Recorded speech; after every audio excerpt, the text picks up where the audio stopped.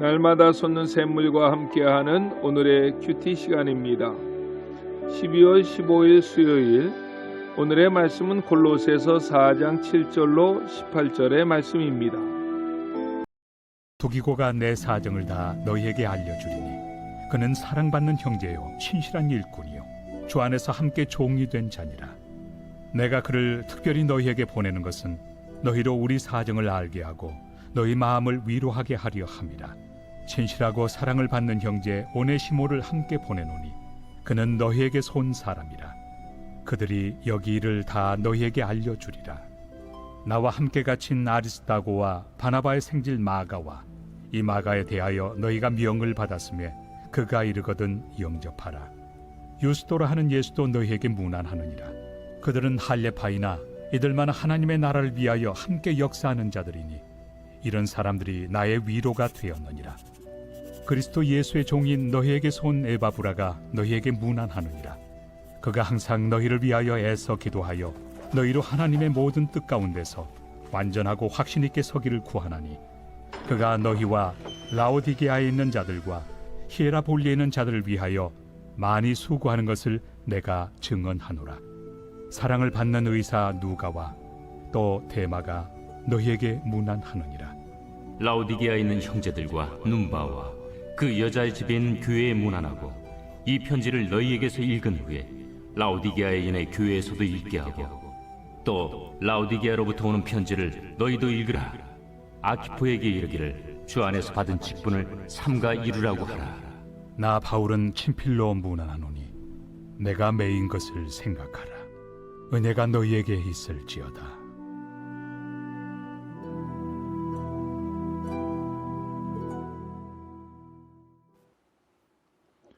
새로운 아침입니다. 여호와 치드케뇨, 하나님은 의로우신 분이십니다. 12월 1일부터 우리는 골로새서를 가지고 하나님의 말씀을 새벽마다 들었습니다. 오늘로서 골로새서 말씀은 마치고 내일부터 야고보서 말씀을 가지고 하나님의 음성을 듣게 됩니다. 골로새서는 사도 바울이 감옥에서 기록한 4권의 옥중 서신 중에 한 권이라고 했습니다. 에베소서, 빌립보서, 골로새서, 빌레몬서를 우리는 바울의 옥중 서신이라고 하는데 그 이유는 사도 바울이 로마에서 1차로 투옥되어 지내던 주후 61년부터 63년 사이에 기록되었을 것으로 보기 때문입니다.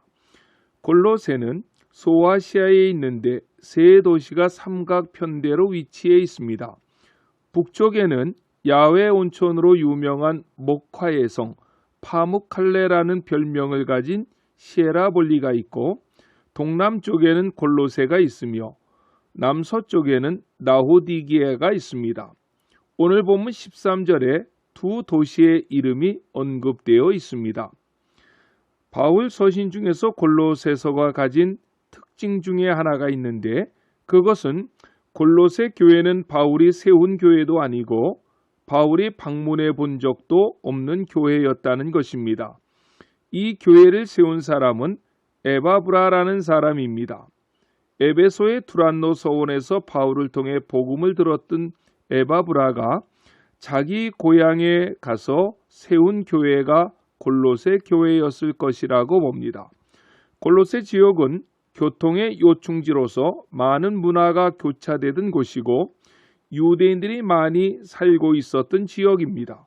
그러다 보니 그곳에는 이방 종교, 문화, 철학과 더불어 유대교의 율법주의적 사고가 가득한 땅이었습니다.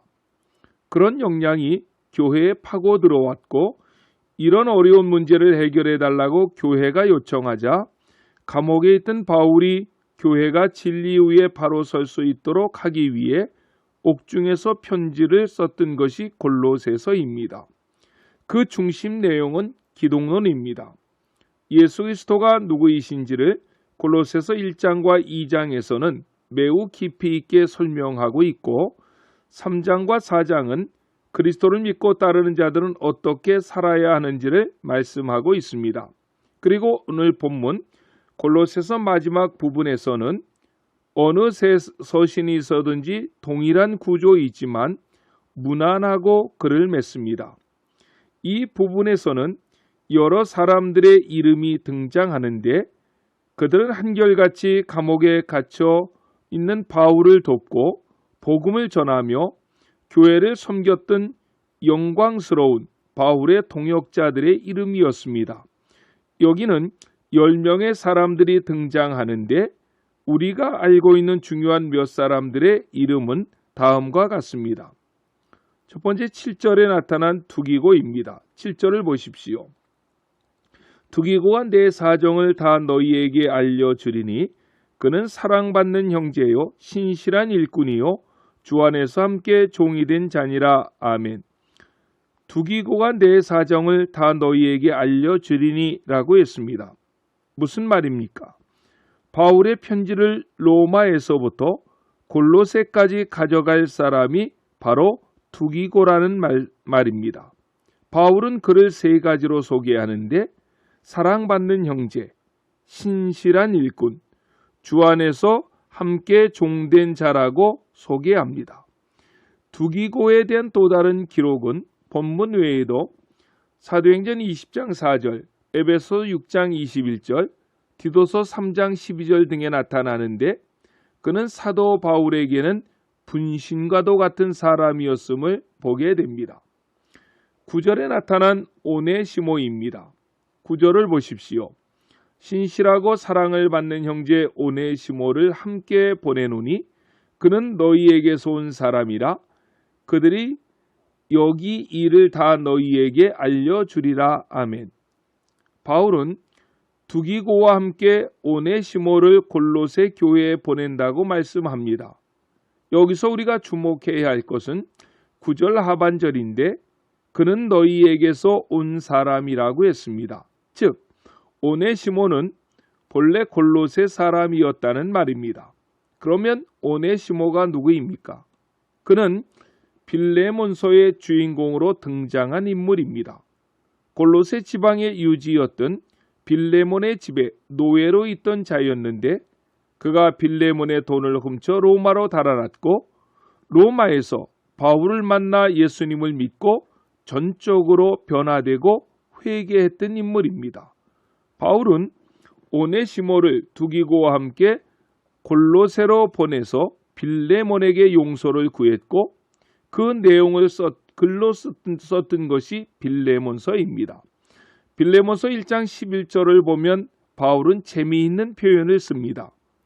그가 전에는 내게 무익하였으나 이제는 나와 내게 유익함으로 라고 했습니다. 오네시모라고 하는 말의 뜻이 유익한 자라는 의미입니다.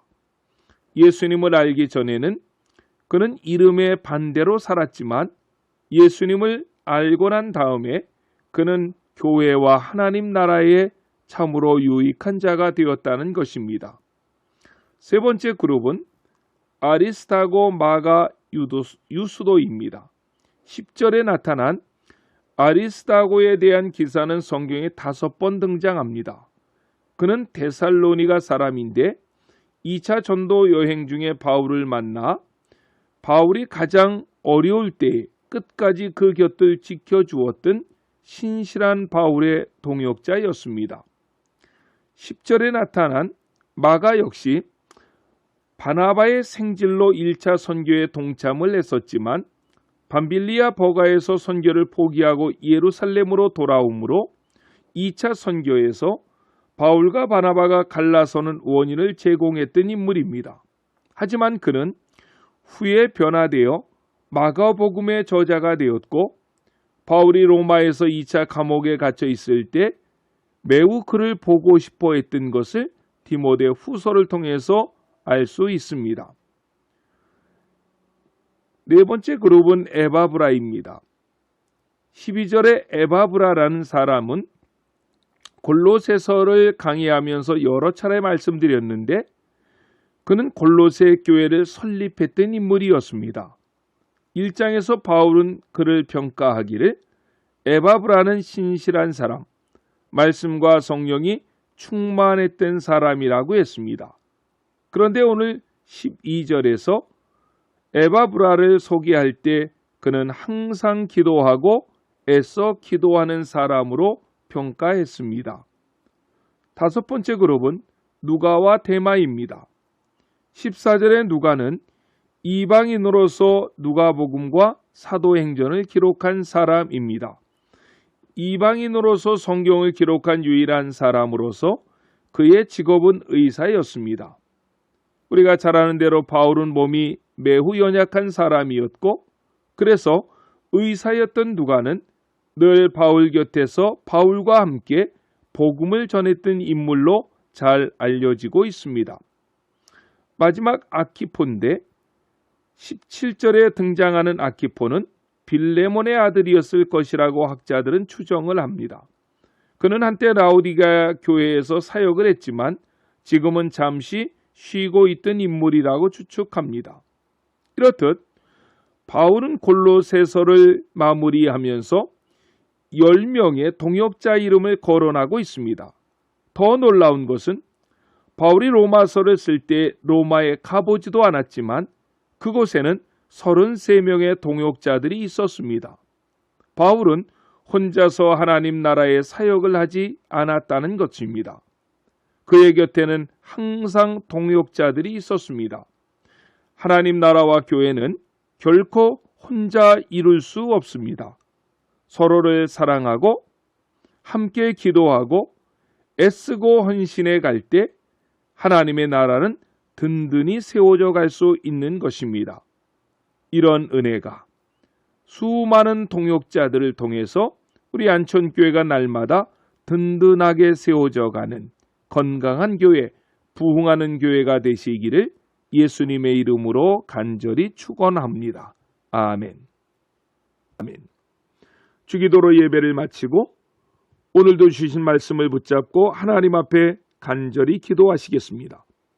하늘에 계신 우리 아버지, 아버지의 이름을 거룩하게 하시며 아버지의 나라가 오게 하시며 아버지의 뜻이 하늘에서와 같이 땅에서도 이루어지게 하소서.